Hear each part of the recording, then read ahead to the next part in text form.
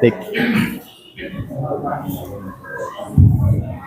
Bismillahirrahmanirrahim. Assalamualaikum warahmatullahi wabarakatuh.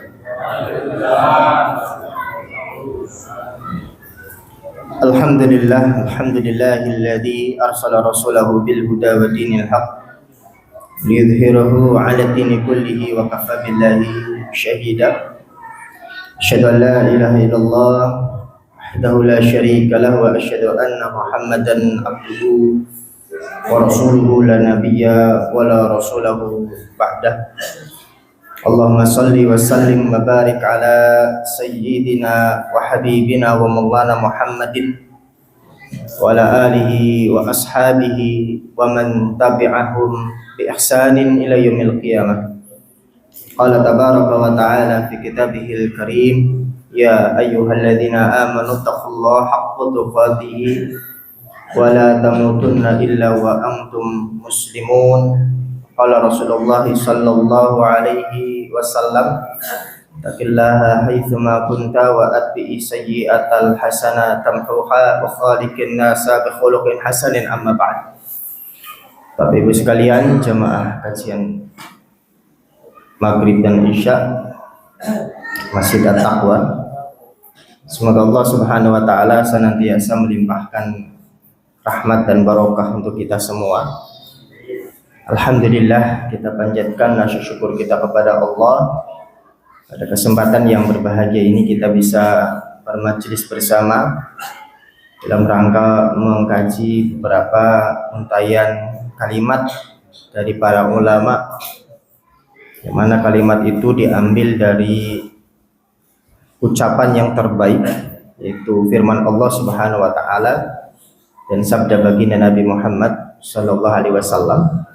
Semoga apa yang kita lakukan ini menjadikan sisa umur yang kita miliki semakin diridhoi oleh Allah Subhanahu wa taala. Baik jemaah dimuliakan Allah Subhanahu wa taala, ini ada sebuah judul di dalam kitab Minhajul Qasidin, ada Kitabul Gururi wa Aqsamuhu wa Darajatuhu. Jadi ada pembahasan tipu daya syaitan, yang mana kita harus senantiasa waspada jemaah. Karena setinggi apapun level kita, ketakwaan kita, kesolehan kita, jangan sampai merasa kita berada di titik yang aman tanpa ada gangguan. Justru kalau kita merasa di titik, merasa kita nggak bisa diganggu sama syaitan, justru gangguan syaitan itu sendiri. Katakan dia, Pak. Karena biasanya manusia itu bawaannya ketika dia berhasil melakukan kebaikan, amal soleh yang banyak, yang konsisten, ya apalagi dia mungkin terhindar dari perbuatan dosa, akhirnya masuk merasa aman, merasa sukses, merasa jalannya itu lancar-lancar aja.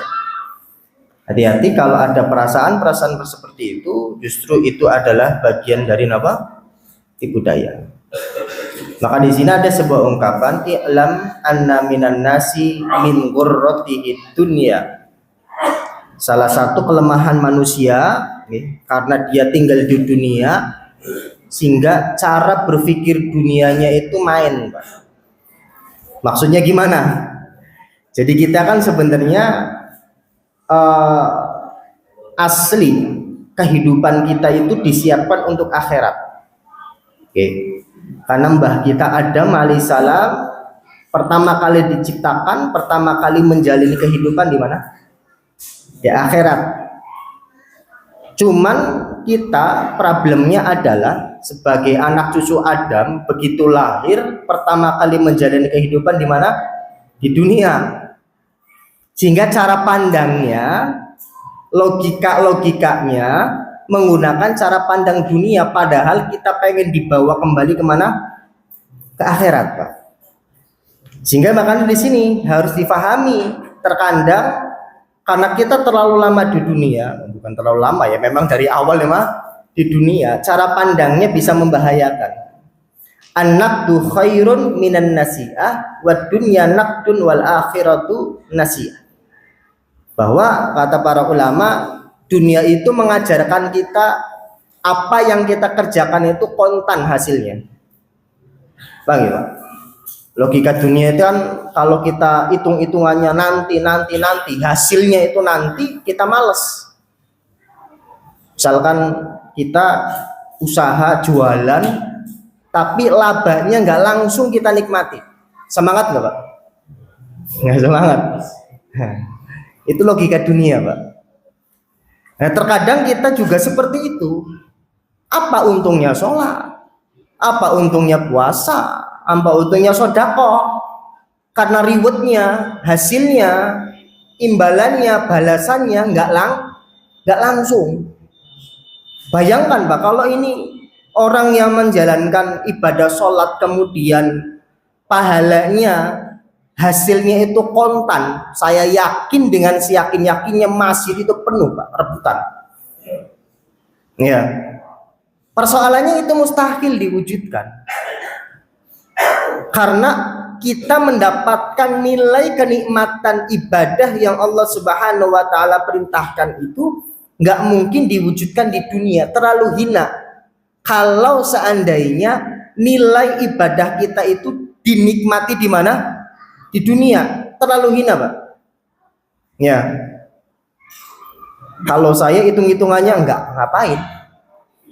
Orang dunia itu bukan tempat untuk menikmati sesuatu, tapi dunia ini adalah tempat menjalani masa hukuman. Mbak Adam kita kan di dunia ngapain? Apalagi jalan-jalan, apalagi tamasya. Dia sedang menjalani apa? Hukuman. Sehingga dunia itu sebenarnya tempat yang nggak enak aslinya. Aslinya nggak enak Pak. Makanya setinggi apapun karir kita dalam sisi ekonomi, dalam sisi jabatan, dia nggak bisa lepas dari masalah. Ya, mau coba, ya mau selevel apapun Pak. Pas miskin dia terkendala apa? Finansial. Ya, pekerjaan, uang, pusing menyekolahkan anak, pusing makan. Tapi ketika dari sisi ekonomi tercukupi, apakah kemudian masalah hilang? Enggak. Selama dia masih hidup di dunia, masalah pasti ada. Ya, gitu ya. Jadi sebenarnya agama kita itu atau teori-teori kaitannya dengan menjalani kehidupan bahagia itu sebenarnya cara menghadapi masalah, bukan lepas dari apa? Masalah. Kalau lepas dari masalah mustahil. Kata Imam Ahmad bin Hambal, kalau kita pengen lepas dari masalah, mati dulu. Tapi dengan catatan kematian kita itu dalam kondisi kesolehan, wala tamutunna illa wa antum muslimun. Makanya baginda Nabi Muhammad SAW ketika ditanya oleh Fatimah itu pernah bertanya kepada Rasulullah ketika Rasulullah sedang menjelang sakarat. Ya, sakaratul apa? Sakaratul maut. Jadi Nabi itu merasakan sakaratul maut itu 2 kali lipat. Panasnya baginda Rasulullah SAW itu seperti panasnya 2 orang. Ya, kita puncak panas kalau demam itu berapa? Ini Pak, 40 itu udah mumet tuh Pak. Ya, Rasulullah itu 2 kali lipatnya itu merasakan panasnya. Sehingga ada salah satu sahabat baginda Nabi Muhammad SAW ketika mengunjungi Rasulullah dalam kondisi sakit, kemudian kulitnya bersentuhan itu, ya Rasulullah, Anda kok panas ya? Harusnya Nabi itu nggak panas gitu Pak. Ya, Nabi itu apa? Nggak panas harusnya. Kemudian kata Rasulullah SAW, wahai sahabatku, aku itu panas 2 kali lipat dari Anda ketika panas. Ketika manusia normal Pak, panas. Kemudian sahabat itu bertanya lagi, Rasulullah, kalau jenengan itu panasnya 2 kali lipat, berarti pahalanya juga double dong. Lah iya, sesuai dengan apa yang saya rasakan. Kenapa kok baginda Nabi Muhammad SAW kok seperti itu? Merasakan ujiannya itu nggak main-main Pak, lebih berat daripada ujiannya orang biasa. Karena Nabi Muhammad SAW itu suri toladan Pak. Ya, sehingga kalau Rasulullah SAW merasakan ujian yang begitu berat, ya kita juga ada potensi merasakan ujian yang berat. Tapi ada temennya gitu. Temannya siapa? Rasul. Ada contohnya. Kata nih Pak. Maka jadi itu jamaah yang dimuliakan Allah Subhanahu Wa Taala, hati-hati dengan cara pandang dunia kata para ulama. Ya. Karena cara pandang dunia itu mengajarkan kontan. Ya, mengajarkan apa? Kontan. Kebaikan ya harus dibalas dengan kebaikan secara kontan, langsung. Soalannya teori akhirat nggak kayak gitu. Kita sholat bertahun-tahun, hasilnya ada nggak? Udah kita lihat belum Pak? Belum. Okay. Diterima atau enggak juga ulalam, okay. masih gambling nih Pak. Okay. Harus seperti itu. Kalau kita menjalankan ibadah harus merasa nggak diterima Pak. Bedakan antara diterima dengan sah. Nah, beda nggak? Sholat orang ini sah, sholat orang ini diterima. Saya bisa memastikan sholat saya sah, tapi saya tidak bisa memastikan sholat saya diterima. Sholat saya tadi sah, sholat maghribnya. Kenapa? Karena rukun-rukunnya, syarat-syaratnya sudah terpenuhi. Ya, wudunya, tempatnya apa? Suci, nutup aurat, rukun-rukun sholatnya terpenuhi dari takbir sampai apa? Salam. Kalau orang sudah memenuhi ini sah. Kalau ditanya diterima enggak? Ulolam. Kalau diterima atau enggaknya? Ya. Makanya jemaah, dan ketika kita menjalankan ibadah harus merasa seperti itu. Ya. Nanti kalau ibadah kita merasanya diterima semuanya paripurna, wah itu nanti ada potensi apa? Sombongan. Karena para sahabat Nabi Muhammad Shallallahu Alaihi Wasallam ketika mereka ditanya tentang diterima atau tidaknya ibadah, mereka angkat tangan nggak tahu. Ya, bahkan Abu Hurairah radhiyallahu anhu ketika beliau menjelang wafat ditanya oleh Ibnu Abi Mulaikah, ya Abu Hurairah, lima tabki ya Abu Hurairah. Abu Hurairah, kenapa kok Anda menangis gitu. Jadi menjelang wafat itu Abu Hurairah nangis. Kemudian Abu Hurairah, kenapa? Kata Abu Hurairah, bu'dul mafazah, saya itu hidup di masjid selama bertahun-tahun bersama Nabi, menjalankan sunnah-sunnah Nabi, kok kayaknya rasanya apa ya? Kesuksesan di mataku kayak masih jauh gitu Pak. Nggak pede bertemu dengan siapa? Allah. Ajar Pak. Kalau kita kok misalkan ada takut mati ketemu dengan Allah, kayak dosa kita apa, pahala kita cukup apa enggak, segala macam itu manusiawi Pak. Bagus. Ya. Kalau justru kalau kita merasa aman-aman saja, wah, khawatir nanti justru ini tipu daya. Kepedean, ya, terlalu pede, hasilnya padahal nol, wah repot kan. Masih mending nggak pede Pak, karena soalnya kita nggak ngerti. Ya benar. Budul mafaza wa qillatu zat. Abu Hurairah mengatakan perbekalanku sangat sedikit, bayangkan. Sekelas Abu Hurairah merasa amal solehnya apa? Sedikit. Terus gimana kita? Abu Hurairah itu tinggalnya di masjid terus ya, Pak. Beliau salah satu ashabu sufah. Ashabu sufah itu orang-orang yang tidak punya pendapatan yang stabil, pekerjaannya serabutan, ya, nggak punya tempat tinggal, sehingga ditampung oleh baginda Nabi Muhammad Sallallahu Alaihi Wasallam. Tinggalnya di mana? Di masjid. Ya, makan yang ngasih Nabi, ya, butuh apa yang ngasih siapa? Rasul Sallallahu Alaihi Wasallam. Bahkan setiap harinya itu ada kisaran 70 orang. Udah kayak pesantren tuh Pak, 70 orang. Ya, yang jamin siapa? Rasul Pak. Makanya baginda Nabi Muhammad nggak punya duit pas meninggal dunia, wafat, ya wajar karena yang dikafil banyak. Ya, itu baginda Nabi Muhammad SAW. Bahkan Rasulullah itu sangat mementingkan ashabu sufah. sangat mementingkan orang-orang yang tinggal di masjid sampai ibunda Fatimah, istrinya siapa? Ali bin Abi Thalib minta pembantu. Ya, nggak dikasih. Karena Rasulullah lebih mengedepankan siapa? Nih, fakir miskin yang ada di masjid. Jadi uangnya itu habis untuk itu jemaah.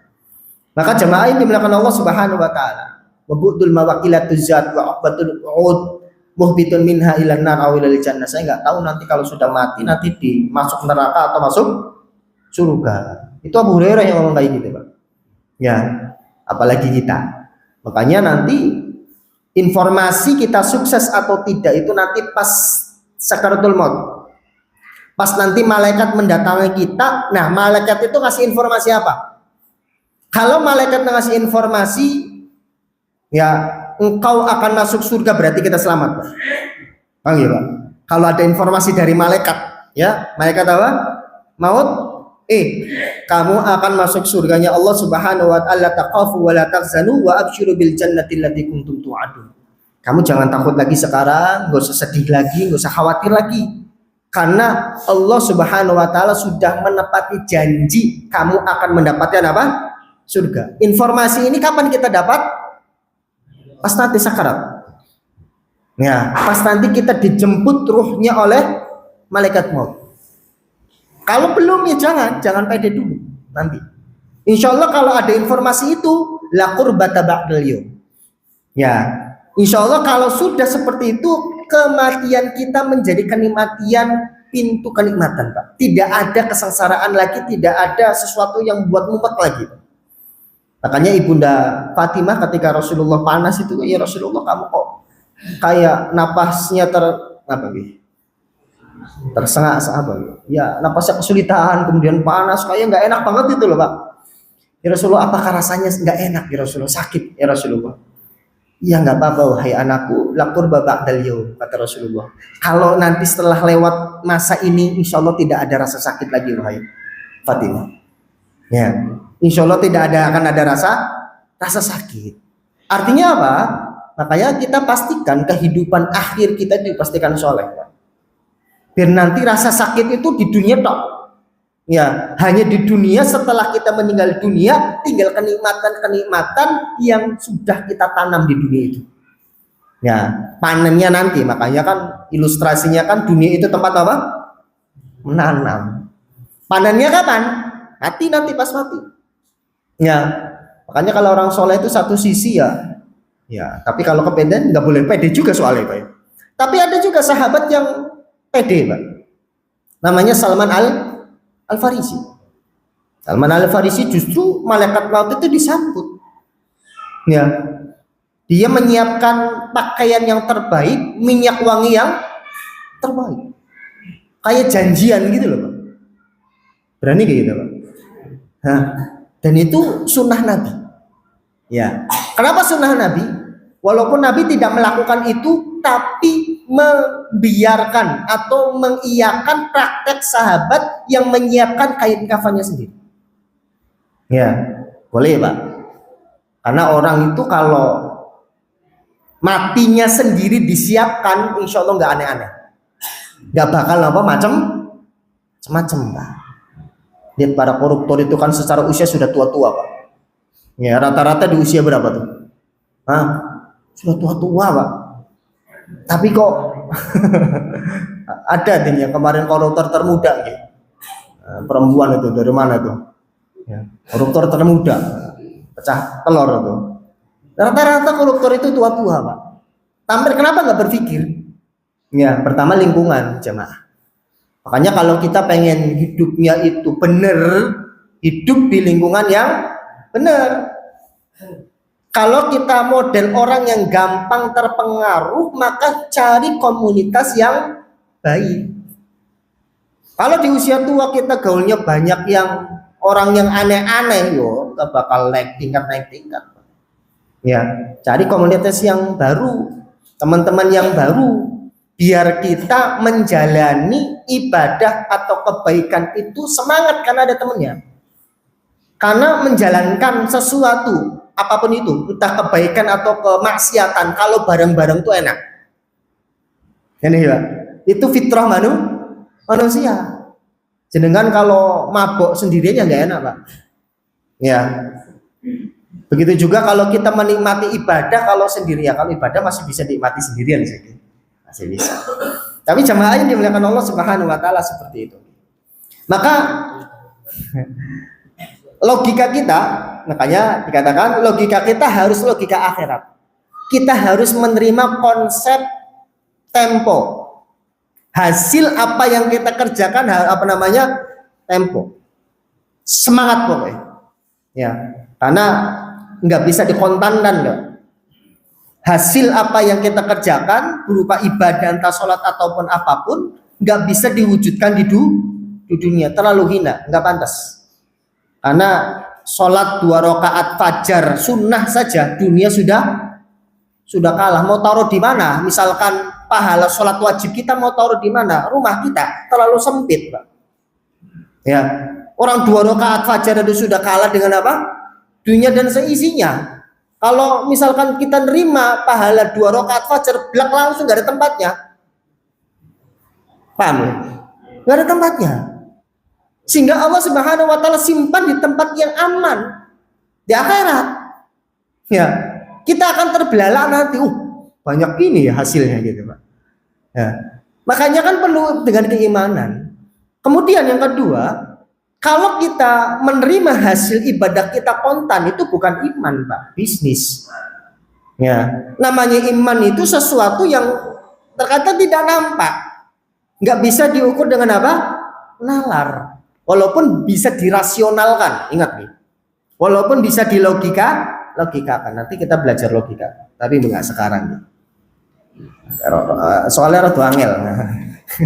Agak sulit belajar tentang teologi Islam nih, Pak. Ya. Nggak di sinilah nanti belajarnya, nanti di kajian teologi khusus ya, orang-orang khusus nih yang mau orang tuh mikir.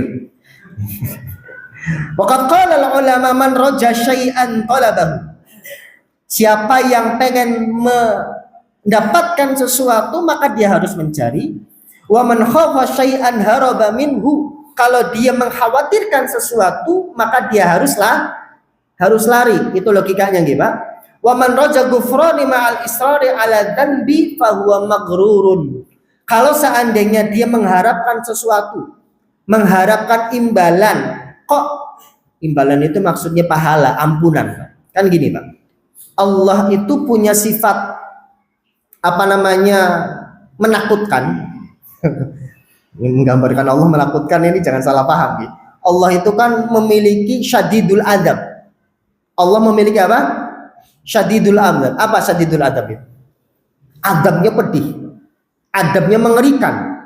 Kalau memberikan hukuman kepada seseorang itu apa? Mengerikan. Tapi satu sisi Allah Subhanahu wa taala itu Maha Pengampun lagi Maha Penyayang. Nah, kita menghadapi atau meyakini sifat-sifat Allah Subhanahu wa taala itu harus dua-duanya, nggak boleh separuh-separuh, Pak. Kalau kita fokusnya kepada Allah itu menyiapkan neraka untuk orang kafir, untuk orang yang ingkar kepada Allah, akhirnya rasa takutnya lebih dominan. Nah, kalau dominan itu nanti biasanya jadi orang ekstrim, Pak. Kalau dia merasa soleh, melihat orang lain itu merasa apa?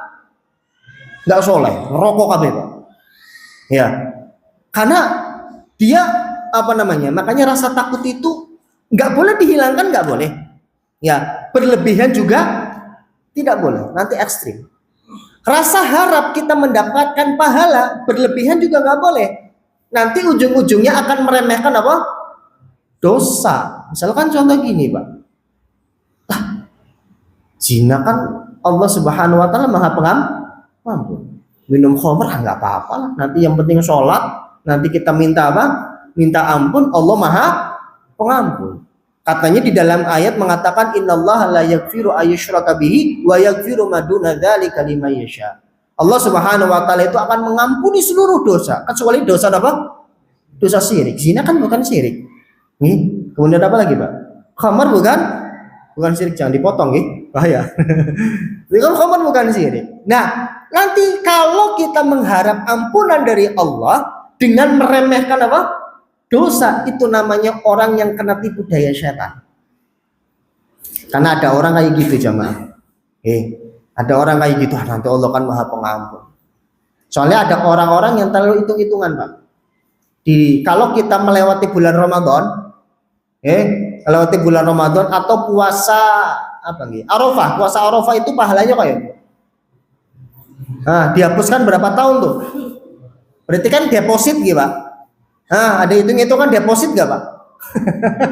Berarti tahun depan saya dosa-dosanya sudah apa? Diampuni, aman berarti kalau melakukan dosa. Gitu, Pak. Nah, kalau ada orang pikirannya kayak gitu, dia terkena tipu daya.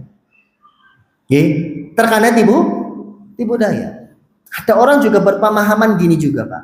Man atakahinan, siapa yang mendatangi dukun, ya, la tuqbal salatuhu arba'ina yawman, maka salatnya enggak diterima berapa hari? 40 hari. Enggak usah salat berarti. Kan 40 hari enggak diterima ya. Justru ente salah, ini kena tipu daya setan salah satunya. Enggak salat, salat aja enggak diterima, apalagi enggak salat. Logikanya harusnya kan kayak gitu. Iya, Pak. Enggak salat aja enggak diterima, apalagi dia enggak salat sama sekali.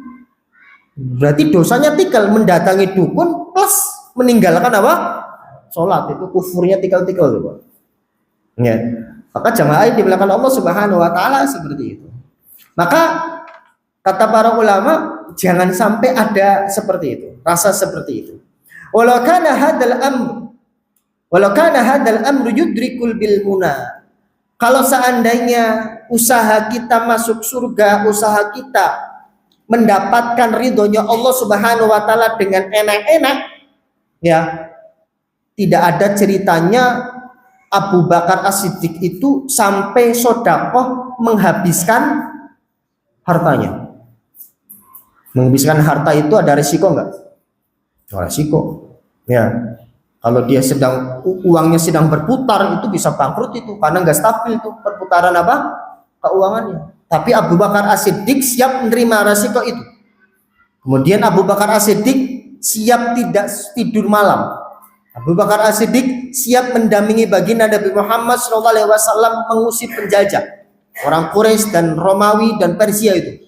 Ya, artinya para sahabat baginda Nabi Muhammad SAW melakukan ibadah untuk mendapatkan ridhonya Allah itu nggak main-main. Makanya ada ulama yang mengatakan gini, orang yang banyak istirahat. Ini saya bacakan ibaratnya. Fala farhata liman la ghamma lahu wa la hamma lahu wa la ladzata liman sabara lahu wa la sabra lahu wa la na'ima liman la syaqqa lahu wa la rahata liman la ta'iba lahu. Orang yang banyak melakukan istirahat, pada hakikatnya dia sedang menjual istirahat itu sendiri. Paham arti istirahat? Istirahat itu untuk apa? Nah, ini kadang-kadang kita mengartikan istirahat itu tidur. Istirahat itu sebenarnya menenangkan pikiran. Ya, istirahat itu nggak mesti tidur. Kita bercengkrama dengan anak-anak itu juga istirahat, menghilangkan kepenatan. Faidah faragh tafang sob. Teori istirahat di dalam agama kita itu pindah aktivitas ke aktivitas berikutnya. Nggak mesti tidur, nggak mesti. Tidur bagian atau salah satu aktivitas yang menghilangkan rasa capek. Kalau Umar ibnu Khattab radhiyallahu anhu mengistirahatkan badannya itu dengan apa? Dengan sholat, Pak. Kenapa sholat? Karena sholat itu menenangkan pikiran, menghilangkan unsur-unsur duniawi dari kepala, Pak. Karena yang menjadikan capek kita terkadang apa? Dunia, Pak. Pikiran dunia, ya. Makanya kenapa kualitas sholat kita belum bernilai istirahat? Karena dunia itu masih apa? Masih masuk di kepala, sehingga tidak ngefreshkan apa? Anggota tubuh. Kalau Umar bin Khattab hayya nastarih bis sholat. Ayo kalau kita pengen istirahat dengan apa? Sholat. Makanya orang-orang soleh zaman dahulu secara kualitas tidur bukan kualitas, kuantitas tidurnya kurang banget. Teorinya tidur itu dalam satu hari berapa jam? 7 sampai 8 jam untuk orang dewasa. ada beberapa sahabat Nabi Muhammad SAW itu mereka setiap malam nggak tidur. Tidur hanya beberapa jam saja. Tapi kenapa kok mereka bisa sehat normal gitu? Bahkan mereka terhindar dari penyakit. Kenapa? Karena fresh pikirannya. Kalau kita tidurnya panjang, masih apa? Masih mumet. Ya. Jadi nggak menghilangkan pikiran yang penat itu, Pak. Kalau para sahabat baginda Nabi Muhammad SAW, Rasulullah SAW, mereka mengerjakan sholat pola tidur yang enggak normal, tapi fisiknya apa? Sehat. Kan otaknya itu, Pak, pikirannya. Ya, kita terkadang makanya dalam teori kesehatan pun orang kalau pengen sembuh, salah satu caranya apa? Mindsetnya dirubah. Kadang-kadang pola pikir kita yang kacau yang menjadikan penyakit itu datang. Maka jemaah yang dimuliakan Allah Subhanahu wa taala, kalau kita banyak istirahat di sini maksudnya adalah istirahat yang tidak bernilai. Ya tidur, ya apalagi Pak, ya mancing bermain nggak? Manfaat nggak sih Pak? Manfaat. Buat sebagian orang manfaat, buat semangat Pak. Ya main bola, ya main futsal, ya main apalah, touring dan lain sebagainya. Manfaat itu bagian dari aktivitas istirahat. Tapi kalau kita perbanyak itu, waktu kita habis untuk hobi-hobi yang kita anggap sebagai aktivitas istirahat, hati-hati. Bisa jadi istirahat yang sesungguhnya nanti di akhirat kita nggak dapat. Karena kita sudah sisihkan di mana? Di dunia, kebanyakan istirahat. Sehingga kita tidak mendapatkan istirahat yang sesungguhnya. Makanya kalau kita pengen istirahat, fa idza faragta fansab tadi teorinya.